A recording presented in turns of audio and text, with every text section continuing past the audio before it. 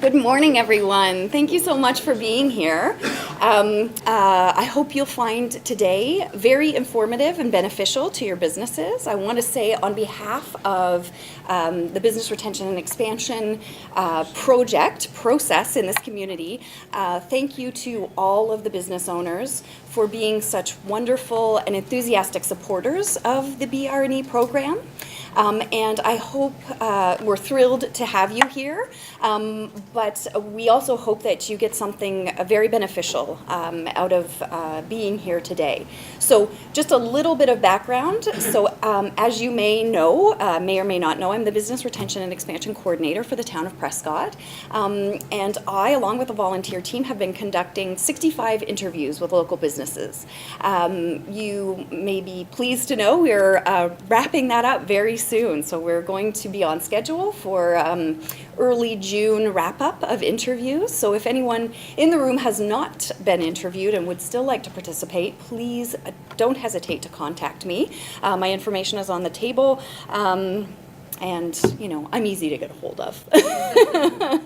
So we've had really excellent response from the community, and so what the BR&E does is not wait until it's an ongoing living organic process, and so we don't wait until the end result to do something in the community. And because so many of the people that we were interviewing, of the business owners that we were interviewing, requested follow-up information on these two agencies that will be speaking today, so CSE Consulting and Grenville Community Futures Development Corporation,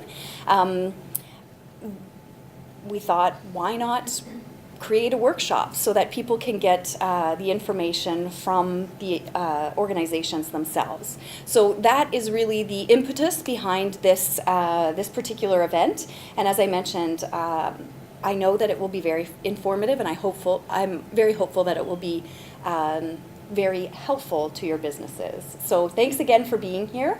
I just want to direct you to your packages really quickly. So on the left-hand side, you have the agenda, as well as an evaluation that I'll have you fill out either before or after lunch. So we're going until noon, and then there is a lunch to follow. I hope everyone will stay for it. There's going to be lots of food, so please eat it all.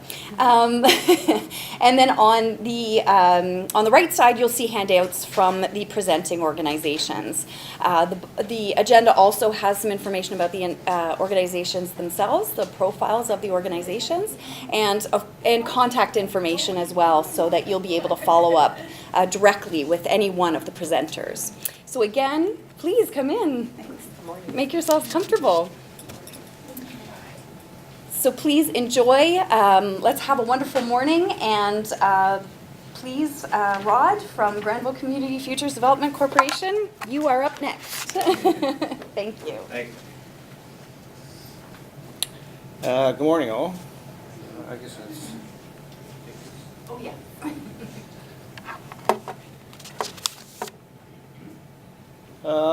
As Jackie mentioned, we're going to impart some of what we do, and one of the reasons I'm with Grenville Community Futures is I admire what they do in the community, and from all reports, we try to get the word out of what we do and who we assist, but it's a struggle sometimes to reach everyone. So this is a good venue for us to participate in, and thank you for coming. In terms of questions, we have a lot to cover today from both of our organizations, and I want to be respectful of your time, so please kind of hold the specific questions to the end. If you have kind of general questions, we can address during the presentation, but the specifics we'll talk about later. So what we're going to cover today is an overview of the programs and services we offer. We're going to feature community retrofit loan program, which a lot of people are interested in, the buildings in and around the Prescott area and Granville County in particular.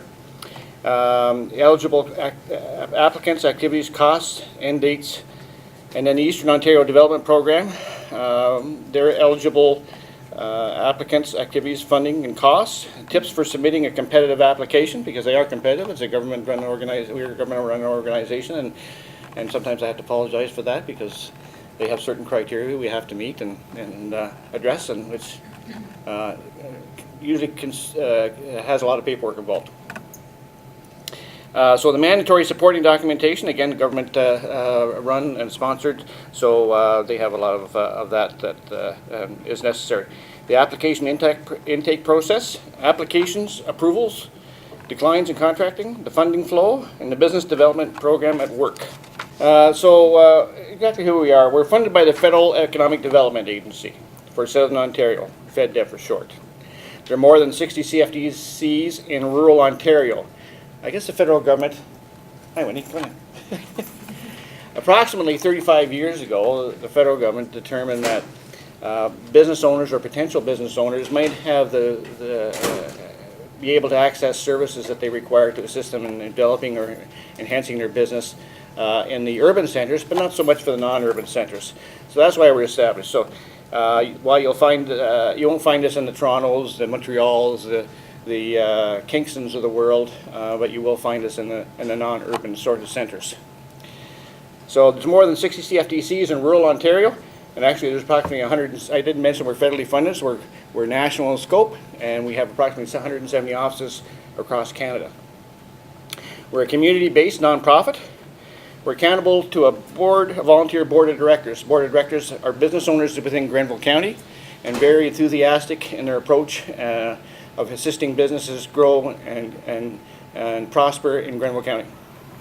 Our mandate is to assist with growth in the local economy, and our specific geographic area served is Grenville County proper. So I have a counterpart in Brockville, I have a counterpart in Cornwall. So we particularly serve Augusta, Edwardsburg, Cardinal, North, Grenville, and Prescott. So programs and services. So some of the things we do, we have business financing, business consulting, strategic community planning, priority setting, community economic development projects, and Eastern Ontario Development Program.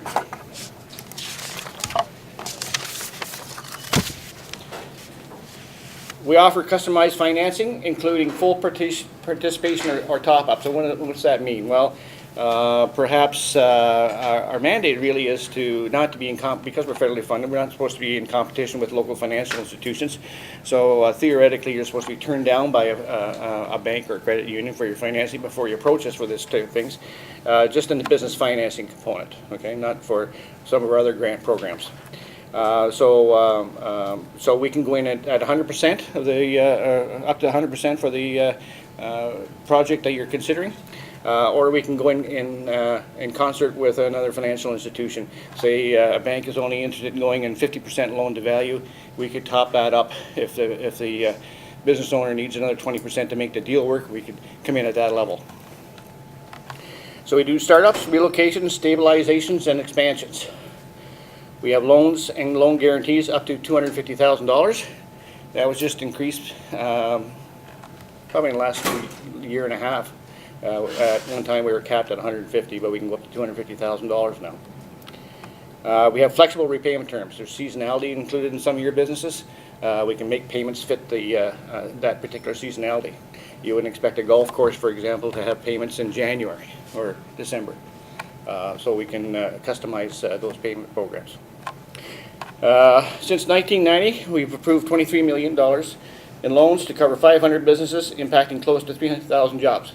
Now, I say that quickly, it's just kind of, well, those are nice numbers, but if you really think about it and put it in context, we're talking about Grenville County. You know, just Grenville County, the businesses here. Now, while those 500 businesses that we assisted aren't still in business today, a good percentage of them are, and they wouldn't have got their start without us. So, if you just think about those numbers in the proper context, they're pretty impressive.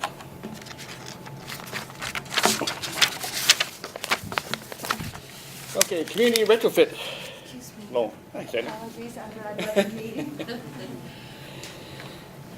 The purpose is to encourage the development of vacant or underutilized industrial, commercial, or retail properties leading to development, job creation, retention, and potential.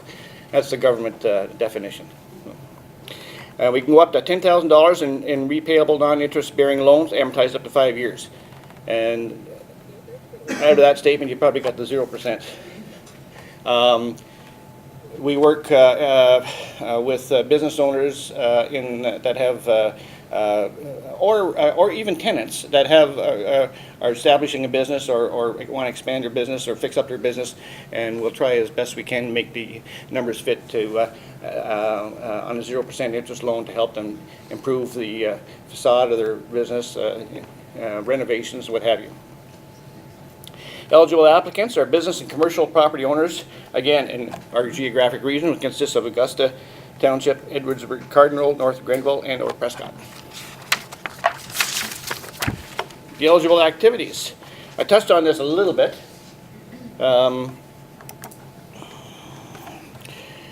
The financial assistance can be provided for industrial retrofits, facade improvements, interior and exterior retrofits.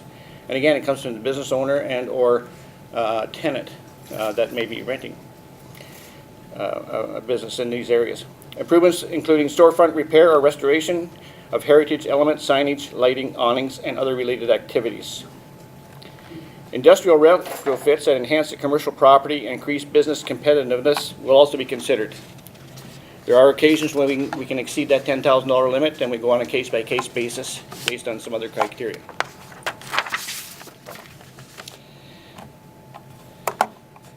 Your eligible activities. The home-based business exterior retrofits will be considered eligible where a separate business entrance exists. Does everybody get that? Okay.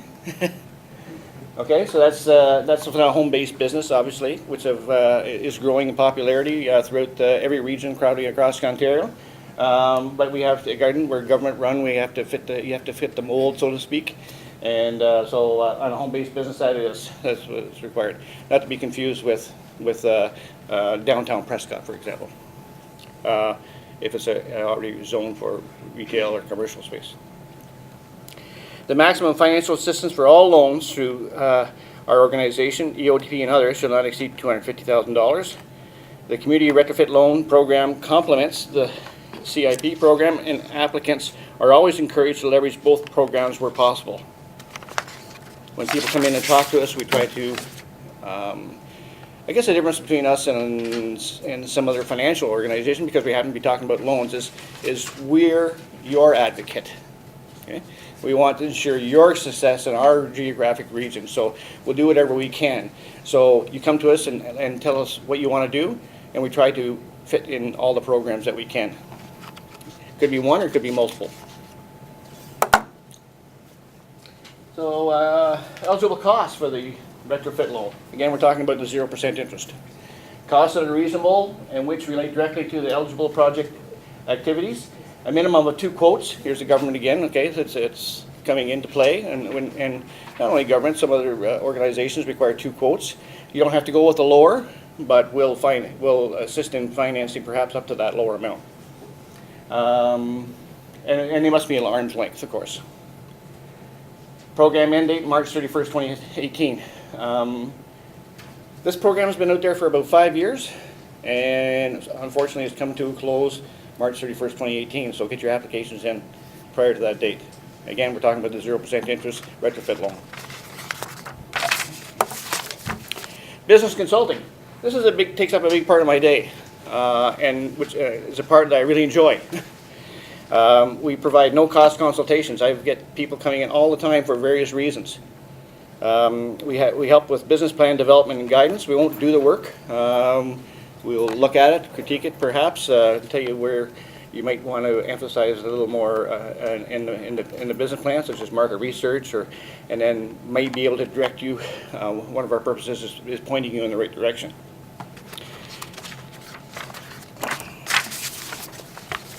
The Community Economic Development Assistance. Strategic Community Planning and Priority, Community Economic Development Projects, and Eastern Ontario Development Program. When I say Eastern Ontario Development Program, that's what it means. I think about 5 years ago, and Heather has a better understanding of this than I, but the federal government approximately 4 or 5 years ago determined that Eastern Ontario needed a boost. So they developed a program that Heather will talk to in a few minutes, which is kind of cool. Our counterparts in southwestern Ontario and other parts of Ontario are a little upset that the feds decided to do this. But anyway, it's a great program, and we'd love to get that money out the door to as many businesses in Grenville County as we can. Eastern Ontario Development Program, EODP for short. Again, it's a 5-year, $37.5 million Government of Canada initiative. It promotes economic development in rural Eastern Ontario by contributing to the development of businesses and communities. It's intended to serve as a catalyst, encouraging new project development, mobilizing broader community stakeholders, and helping to form partnerships that lead to establishing competitive, sustainable local economies as non-repayable contributions.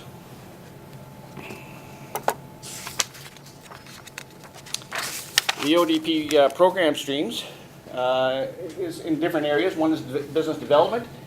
It promotes the growth of new and existing business and again in rural Eastern Ontario communities. Community innovation advances community-led economic development to enhance and diversify local economies. I think at this time, because we're kind of going into the grant component, which Heather has a lot more knowledge than I, and so I'd like to introduce Heather Lawless, that many of you know, our Executive Director at Grenville Community Futures, to continue on. Thanks, Rod. Thank you very much, and good morning. So yes, I'm going to take over and talk a little bit more about the EODP program. As Rod has indicated, that's our grant program. It's a non-repayable program. So first we thought we'd start with who is eligible to apply. So eligible applicants include nonprofit organizations, but also private sector businesses, commercial organizations. So most of you here come from the commercial sector, so I think we'll focus our discussion primarily around that area. But if you are also involved in a nonprofit and you'd like to speak to me later, I'd be happy to answer your questions. So in order to be eligible, if you are a business, you would need to be located in the area that we service, and Rod has detailed the communities involved there. Also, you would require a business number. So that is the number that you have for HST or payroll, and that again is a requirement of our funder. If we are going to contract with an organization, it has to be an organization that they contract through a business number. Oh, I knew I was going to do that. I'm the left-handed one. So the types of projects that might be eligible. In general, they're incremental project activities. What does incremental mean? That means new projects, innovative projects, or enhancements to existing projects. So it's not something that's part of your ongoing operation. Anything that happens year over year, that's not something that we can consider for the grant program. I'm glad to talk to you about a loan for that, but for the grant programming, it doesn't qualify, unfortunately.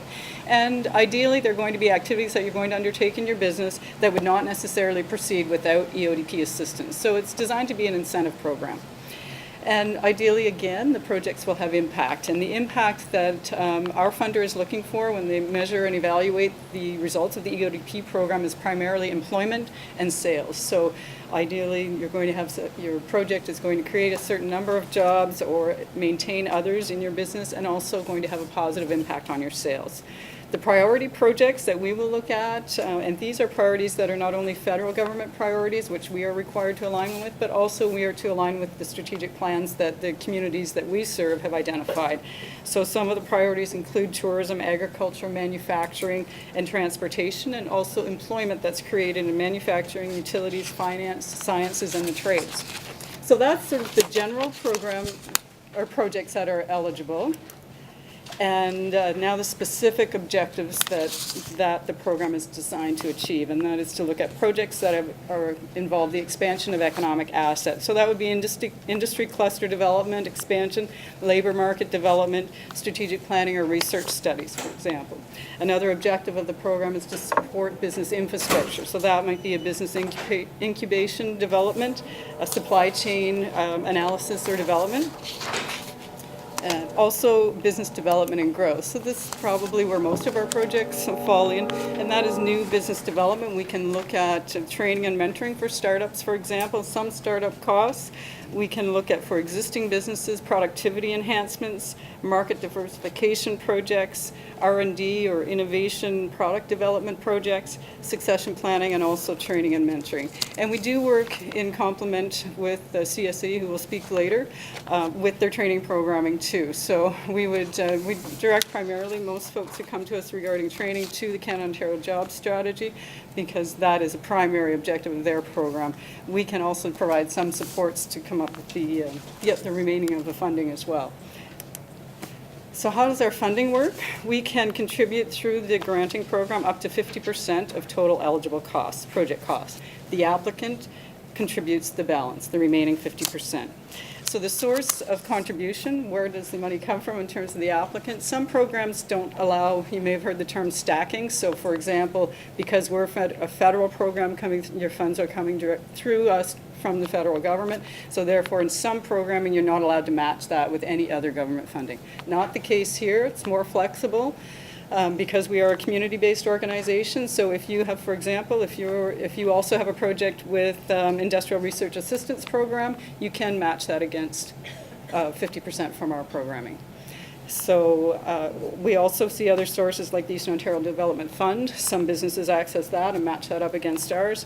You may have a line of credit, you may have cash on hand, or in fact, we can also work with you on a loan through our organization to come up with your 50%. So the maximum contribution for private sector business through this program in the current edition, which started April 1, 2014, and it runs through to December 31st, 2018, the maximum contribution a private sector business can access is $100,000. So that would be a $200,000 project or multitude of projects over that time period where $200,000 was paid out in total, 50% coming from the business and 50% from us. And again, the contributions are non-repayable. That, I know Rod has made reference to some of the government terminology. That's the wording we're asked to use, but if you would like to know what that means that it's a grant. That's just non-repayable is the Fed's preference, I guess, for that particular word. So what are some of the costs that might be eligible? Well, what we ask you to do when you come forward to us is bring all of the costs of your project itemized. They have to be directly related to the execution of the project, and they need to be incremental costs. So again, what is incremental cost? Non-standard operational costs and not normal costs for a business in your sector. So just to give you an idea, some examples there. For example, a website. It is the opinion of our federal funder that a website is a required element in the marketing plan for any business and therefore not eligible for granting. And the reason primarily for that is that we do have a limited amount of funds on an annual basis for this program, and we don't have sufficient funds to support a website development for every single business in our community. So therefore, that's why we have to look at incremental costs, things that are not standard operational, not the regular costs of running your business. We do require 2 quotes for this program as well, and that is to determine market price, but also to provide an opportunity for businesses in our community to have access or at least have a chance of bidding on certain jobs that are going to be supported with the grant programming. We can look at costs from suppliers that are arm's length and unrelated to the applicant. Hello, Mayor Todd, come on in. Some examples, again, of things that are eligible would be equipment purchases, equipment leasing if you're testing a product, for example. We can look at we're not really a wage subsidy program, but we can look at wage benefit costs for a new job, for example, in product development, in IT. You're moving into expanding your business into a specific area. You need to meet certain requirements in order to meet the quality standards, for example. We could look at wages and benefit costs under this program. We can look at software costs for productivity improvement, to make an improvement in your process, for example. We could also look at if you needed a new network server to accommodate that, we can look at that. Desktop computers to run it, no. So that would be considered an ongoing or required cost of running your business. We've also done consulting fees and feasibility study type fees. So some of the things that might be ineligible, so any costs that are incurred prior to the approval, I mentioned earlier that this is an incentive program, so if you entered into agreements prior to being approved to do your project and be funded under the Eastern Ontario Development Program, we would not be able to consider those eligible. Any costs related, as I mentioned, to ongoing operations or administration costs. HST we don't consider eligible either. Any rebatable portion, if you're getting a rebate back, clearly we can't cover that. Costs that might have been offset by fees that you charged. Also land, buildings, and vehicles are not eligible, and these are as per our funder. And costs of goods and services that might be provided by suppliers who are through a related company, a company that you have an ownership in, or are not considered arm's length. And also, if you're looking at wages and benefits, they obviously have to be for new employees and not displacing existing employees. We often get the questions, what are some of the things that you won't consider? So we do have, Rod and I put together some tips for how to put together a solid and competitive application. So our first step we would suggest is that you contact us early to talk about your project so that you have enough time to do all of the work required in advance, and that you don't spend your time doing things you don't need to do as well. So contact us early, just talk about your project. Take a look at the program guide. It along with the application is online, and I did bring copies too, so they are here on the table. But this is what's online. It's the program guide and then the actual application. And the program guide will give you the assessment criteria, which is much of what we've discussed today. So we'd ask you to align your project description with the eligible activities and priorities. So identify for you some of the objectives that the federal government is trying to achieve with the program. So try to align yourself there. And also with the local priorities, the sectors that we identified. We ask that people provide measurable impacts of their projects. So ideally, those will be jobs and sales. Those are the things that our funder is looking at when they're evaluating the program.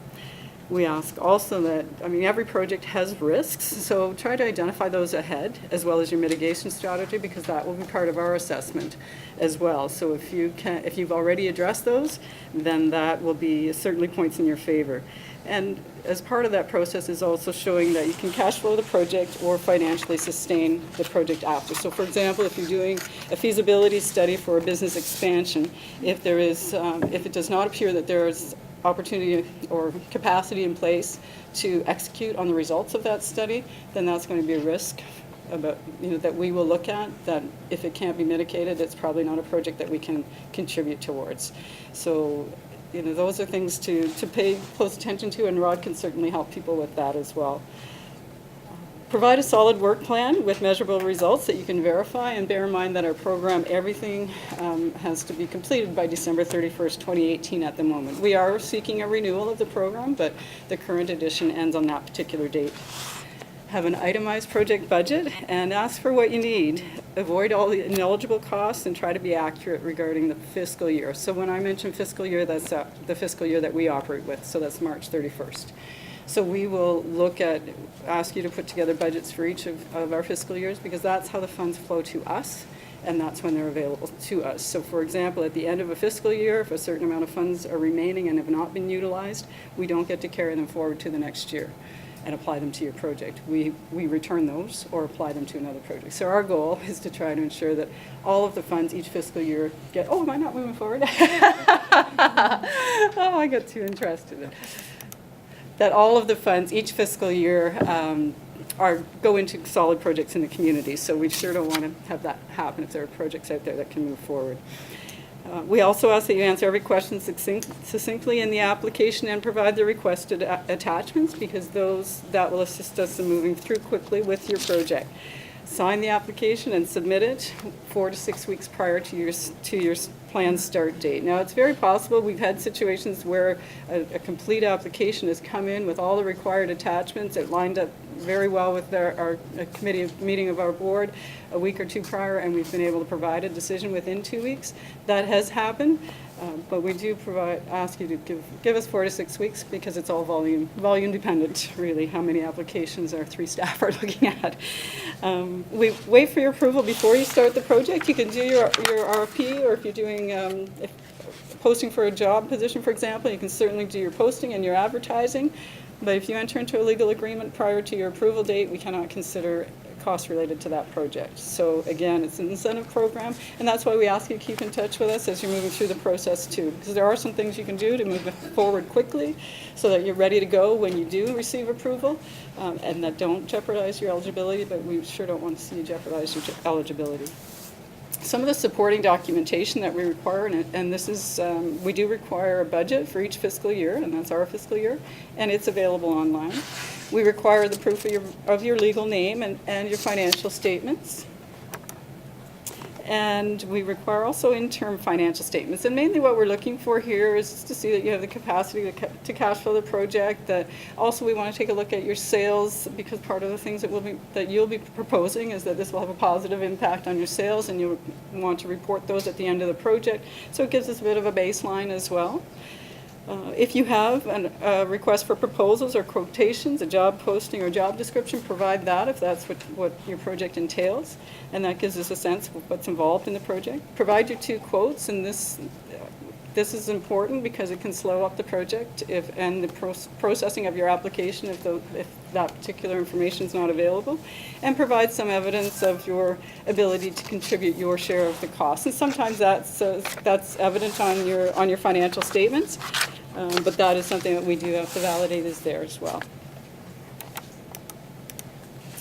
So the intake process, a lot of people ask us what our deadlines are. We take applications on a continuous intake basis. So you can submit at any time, and your project can start now and run through to December 31st, 2018. So we do take multi-year applications. As I mentioned, 4 to 6 weeks for processing. It is a competitive process because of the way that the funds are provided to us by the federal government, so it's not solely eligibility driven. But it's like applying for a job. When you may be eligible, you may have all of the requirements that's required for the job, but you will be compared against other applications. And I don't say that to discourage anybody, but I just want to be clear that it is a competitive process, but that doesn't mean what works this year might not work next year, or vice versa. The assessment criteria is detailed in the program guide, so I would encourage you to take a look at that closely as you're doing your application. And a committee of our board makes the decisions on the applications. We receive the funds on an annual basis from the federal government. It's not an unlimited fund, so we do allocate on a fiscal year basis. And we just continue to make approvals each year until our budget is fully committed. So when you submit an application, there will be 3 outcomes: approval, decline, or priority rank. The first 2 are quite evident, self-explanatory. Priority ranked means that perhaps we've allocated or made decisions and committed all of the funds for that fiscal year. However, your project's still approved, and it's possible that one of those projects might not go forward fully or may not be determined to be eligible at the end of the project for whatever reason. So therefore, funds become freed up throughout the year. Then we would be able to allocate them to your priority ranked project. Not that many projects end up there, but I just wanted to explain that terminology because it is referenced in our application.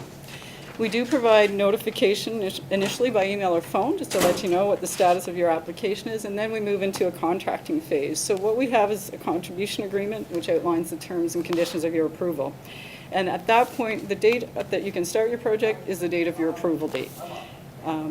The approved application is part of the contract. So for example, if you were approved to hire an IT person and you decided, halfway through, no, I'm going to hire an HR person instead. That's a different project. So again, please keep in touch with us and as you move through the process so that we ensure that you're eligible. Come on in. No problem.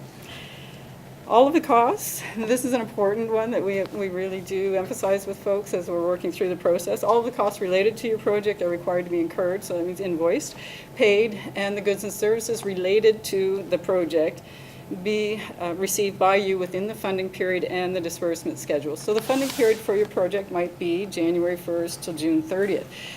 That crosses 2 fiscal years for us. So what we need to work with you on, and that's an important part of your application, is what do you expect to incur January to March, and what do you expect to incur April to June, for example, because we'll be tied directly to those numbers. As I mentioned before, our funds come on an annual basis, and we have to come to a hard close at the end of each fiscal year. So that is an important consideration when you are working on the budget. I also would like to let folks know that if you are an approved project under proactive disclosure requirement of our program, we would be then publishing on our website the business name, location, project description, and the funding approved that you received, and that's part of our commitment to the federal government as well. So some folks are happy about that and others would rather not, so therefore that sometimes is a screening issue for whether or not you decide to move forward. The funds, how do they flow? If you are approved, the recipients pay for their project costs in full and then claim to us for progress payments. And we then reimburse based upon claims that include we require, and I'm giving you this detail just to give you a sense of what's involved, also, so that it's not a surprise at the, at the end as to what you would do required to submit. So you would be required then to provide a copy of invoices for the approved costs, third-party proof of payment, evidence of proof of payment that those costs have been paid by you, and evidence that the project deliverables have been achieved. So if, for example, if it's equipment, Rod's going to stop over, take a look at the equipment, and validate that it is what we agreed to do. And or if it's for a person, you've hired a person, we'd probably want to see that they're on your website, see them out working in the community. Those are all things that we have to attest to in the filing. We generally complete our claims that people submit to us within 30 days. You would have your funds. Quite often it's sooner than that if it's full and complete all documentation in place. So some of the projects that we've actually done in the community that we thought we would highlight for you today, and we've talked to some of these folks ahead of time and let them know that we might reference their project. These are all relatively recent ones, one being Omsk. So we contributed towards the purchase of lab equipment for product development. And I know Susan's here, so if folks want to talk to Susan about her project afterwards, welcome to do that. Metal graphics, I saw Luke come in as well. We did contribute towards the cost of purchasing printing equipment to diversify the product mix. DVS, that would be Dave Van Stralen. Dave wasn't able to attend today, but we did contribute towards the purchase of a custom mold for product development for their business. Prescott Finishing, we're contributing currently to the purchase of some equipment to support diversification for them into new markets. And Prescott Finishing is here, so that's good. So those are some examples of some of the projects that we have funded. To give you an idea, I mean, and those are organizations of various sizes, so you can we can take applications from a one-person startup to a major manufacturer, provided they address the priorities outlined in the programming and generate the sales and employment impacts. Then we certainly are interested in talking. If you are a business wanting to pursue the Eastern Ontario Development Program, Rod is the contact for businesses, and if you are a nonprofit with interest in applying for the Eastern Ontario Development Program, I'm happy to talk to you about that. I'm your contact for that. So that is the conclusion of our presentation. I think we're just barely within the timeline, but Rod or I are happy to answer any questions now that you may have, but we're also here too if you have specific questions related to your business that you would rather discuss one-on-one. We will be here over the lunch as well and are happy to do that then. So does anyone have any questions that they have related to the material that Rod or I presented? Not right now? Okay, that's great. Thank you very much.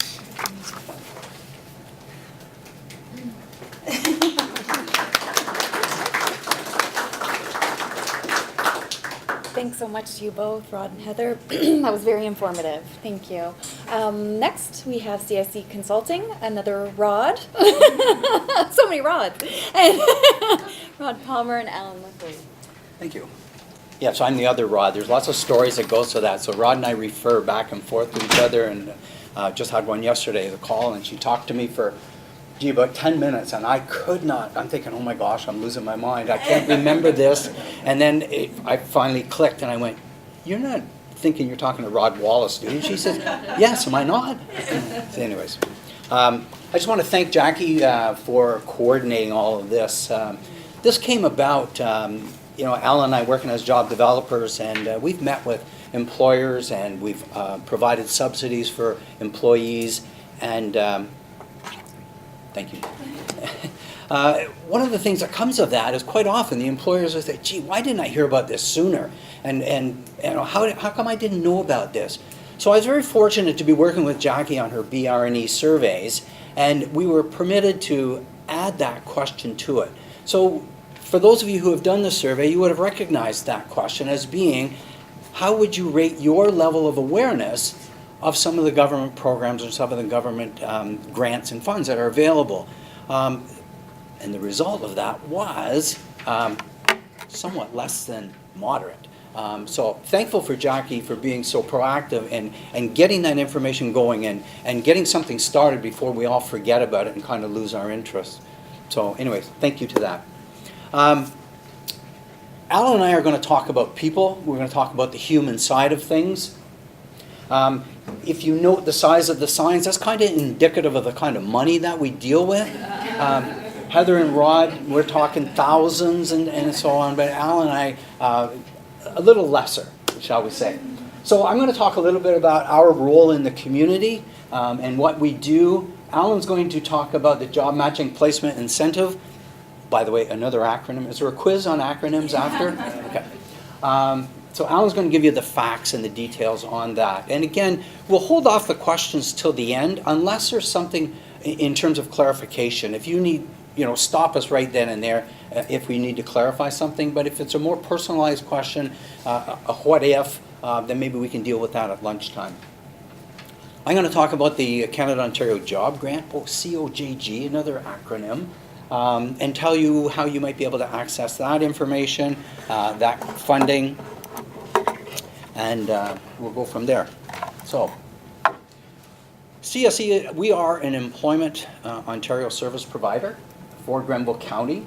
We provide free services for both job seekers and employers looking for employers. I kind of think of us in terms of a two-sided coin, but either way you look at it, I think it's money well spent and equal value on either side of it. So we support job seekers. I mean, that's our primary goal, but we also support employers in their support, or support them in their pursuit of their workers. So these are some of the free services that we provide for employers. So we have an online job board which allows you to post your job ads. You can do it yourself. It is rather user-friendly. So there's a do-it-yourself, or you can simply call one of us and have us post the ad for you. You present us with the job description and we'll take care of the rest. We do have, as consultants, we do have access to a fairly large client base. We all carry a caseload, and sometimes employers don't want to go through that public job ad process, and where sometimes they'll say, hey, I just need somebody quickly, or I don't want to go through that hiring process. So sometimes they can call us directly and we can provide them and through our network of consultants to see who might be available, who might be able to fit your need at that particular time. We can pre-screen applicants for you. Again, you may not have the HR department, you may not have somebody you want to assign to a screening that. We're perfectly happy to do that free for you. You provide us with what the parameters are, what you're looking for, and we'd be happy to do that for you. We do on-site support. Sometimes that's more for our ODSP clients, our disability support clients, but that's not to say that we can't provide a job shadow situation for you. My favorite is, I really like job shadowing at Tim Hortons. We do have a number of clients who have worked there with Sean, so it's always great to go over there and hang out. We do provide recruiting assistance by having job fairs. Normally, we've had great success in the last year with our spring job fairs, both North Grenville and South Grenville. We can provide customized training. Alan will talk about that a little bit more when we talk about certifications and so on that your clients might need or your employees might need. But the reason you're all here is to find out about the financial aspect of it. So we can provide financial and training subsidies, and I'd like to turn that over to my colleague, Alan. Hold on your hand, it doesn't rattle. Okay.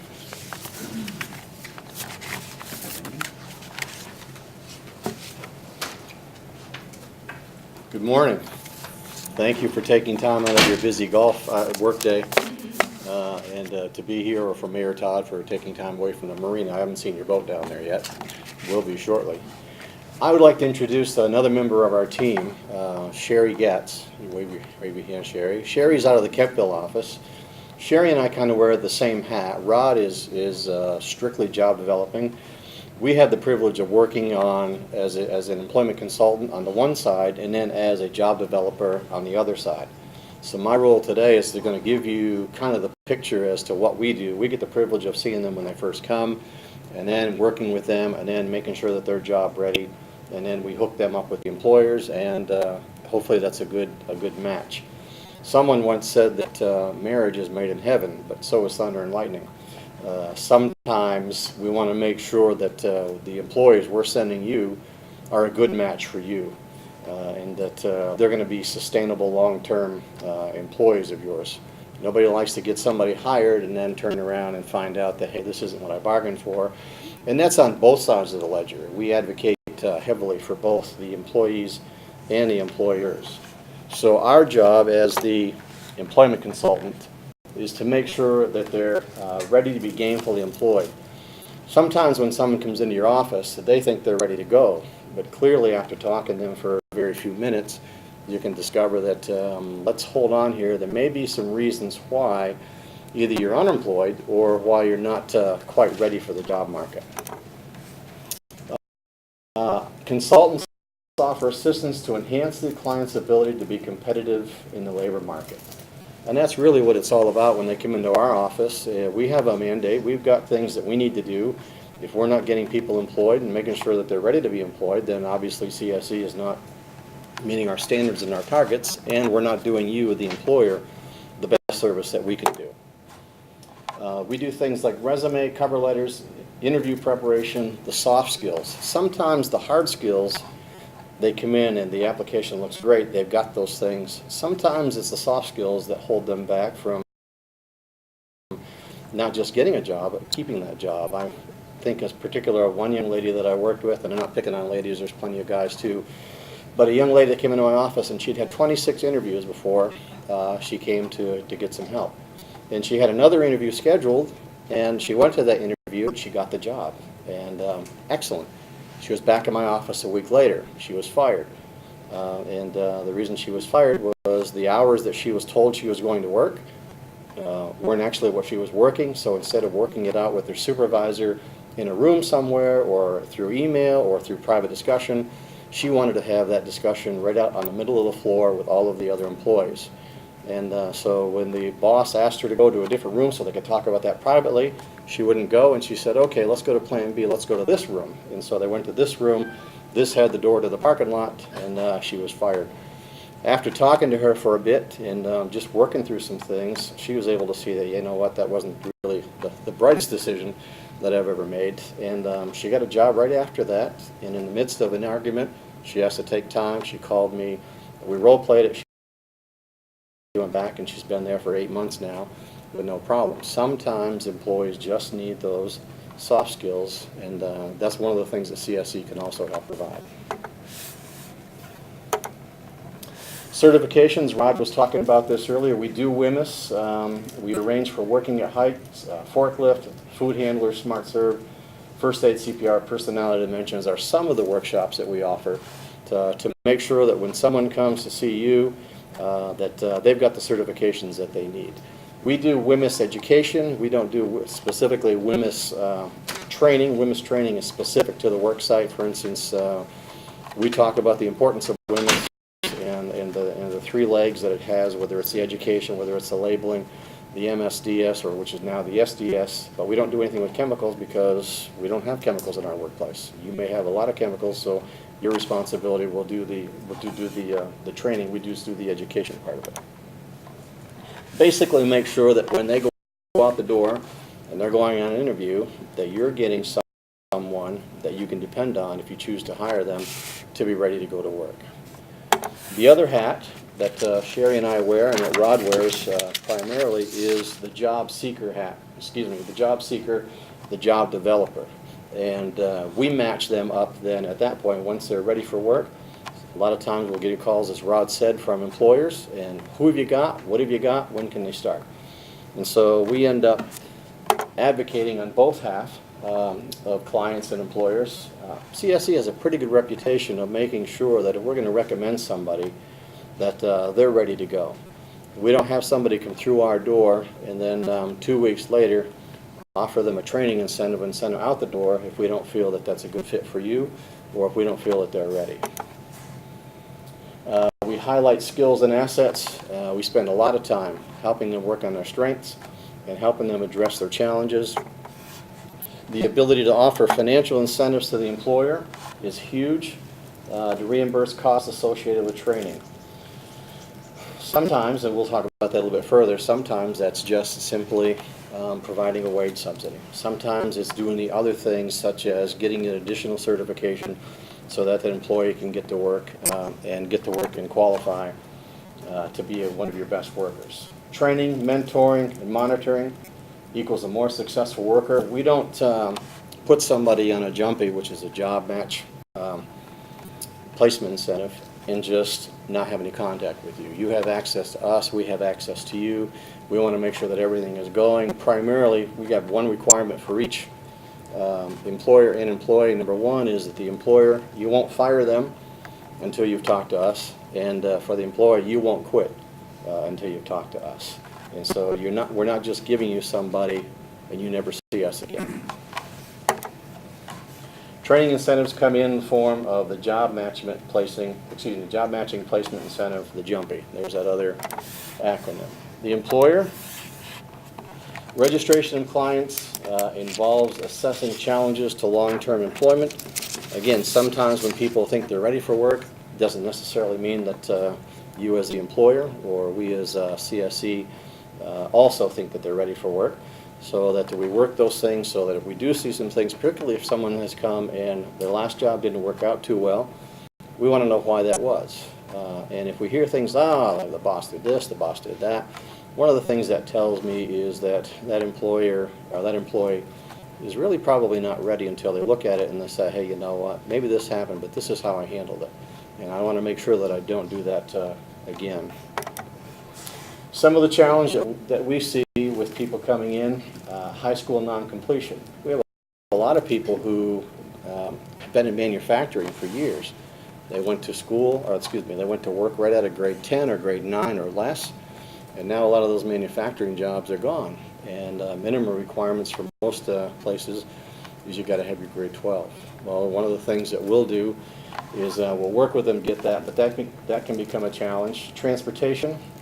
I think we did a transportation survey here in Prescott last year or the year before, and the fact is that we don't have a lot of public transportation in the area. Living in a rural, remote area, location, age, lack of work history, absence from the labor market for an extended period of time, involvement in the justice system, lack of life skills, welfare or social assistance dependent. Some of those things can be barriers to employment. Those are some of the things that we're looking at and that we help match up with employers to make sure that the incentive is right, the length of training is right, and so that you get the biggest bang for the buck. The criteria for determining the incentive amount and duration of the funding is driven by these challenges. In other words, the more challenging that a client presents, the greater the amount of funding that comes with that client. And that's a win-win for you as an employer. Because if you're not qualified for a lot of funding, that means you're getting someone with maybe a couple of less challenges, and so that they're going to be maybe catching on quicker, and you won't have to spend as much time training. The upside of that is that if you get more challenges, the funding is greater, and therefore you get to have that incentive a lot longer. The purpose of the JUMPY is to help offset the cost of training and minimize the risk in hiring a new employee. Fact is that employee's got to be trained. Oftentimes it's one of your managers or one of your key employees, and that's taking time away from their other duties. And so what we'll end up doing is to make sure that we help offset the cost of that training.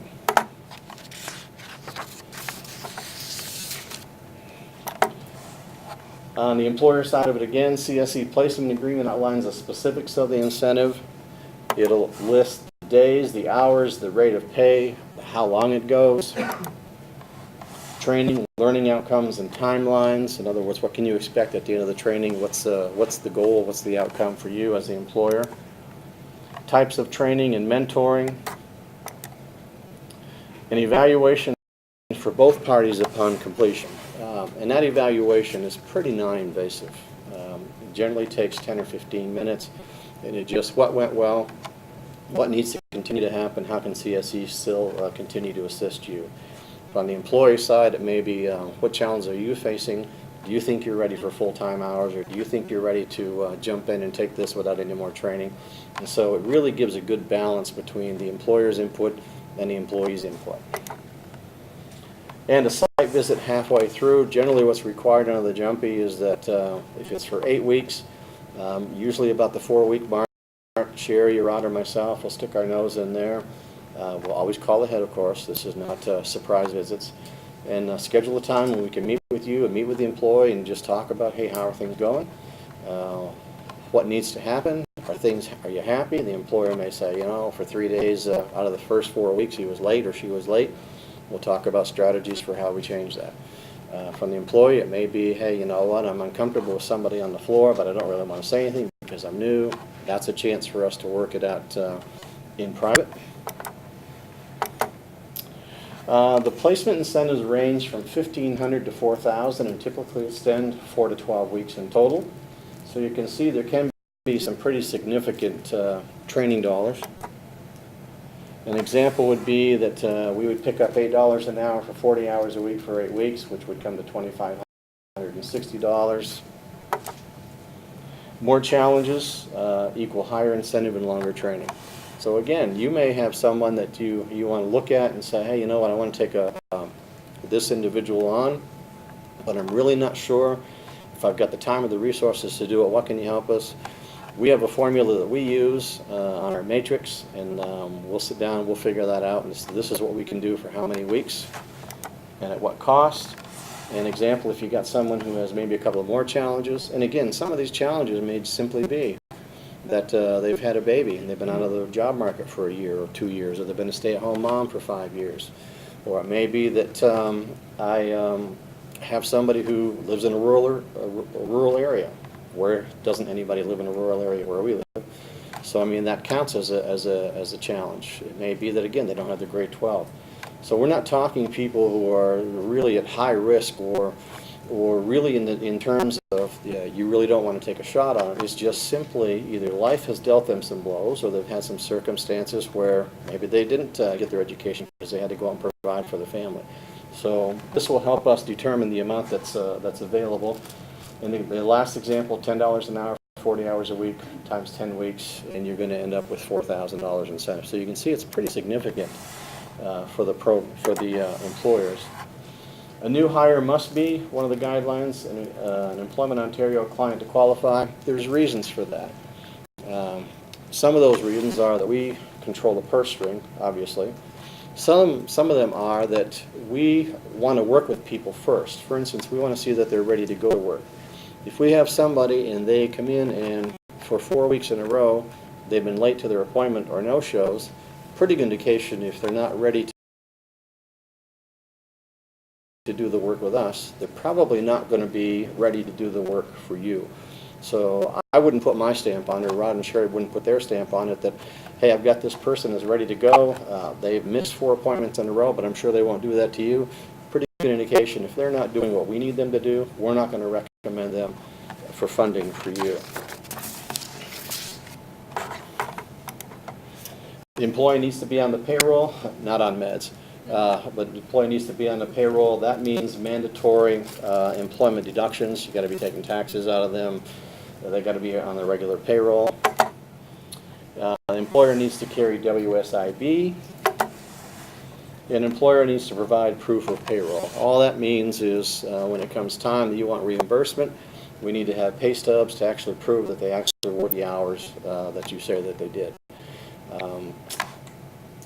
And that's really very minimal to do. Agreement needs to be completed and signed before they start work.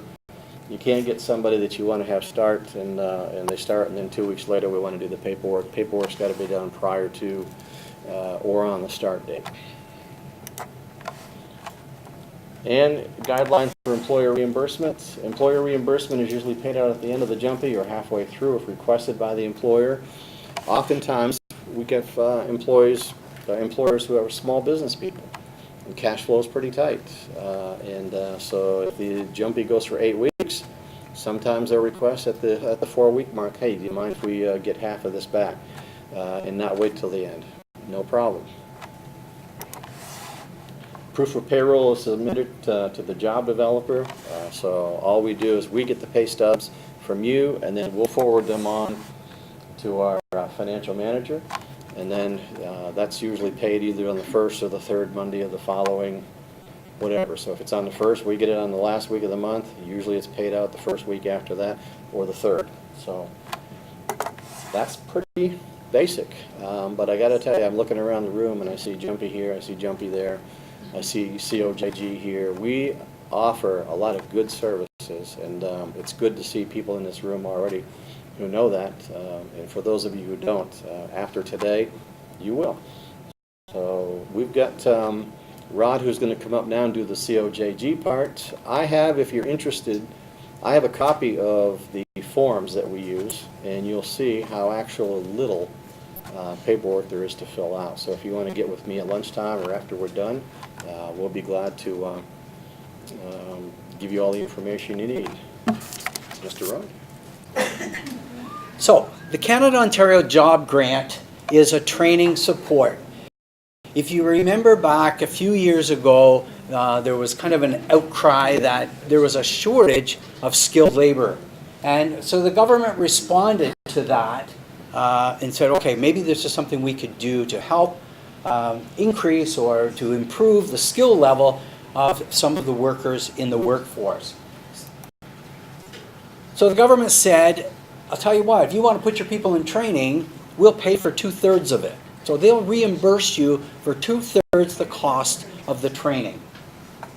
And the training involves tuition, textbooks, fees, supplies, some travel allowance is available, and so on. The employer is on the hook for the remainder, unless if the clients or if the employees that you are training, if they are already on your payroll and they're taking the training during work hours, so in other words, if you're already paying them for that time, you can deduct a further 1/6 of that cost. So what that would look like is if we were talking about, easy numbers for me, $1,000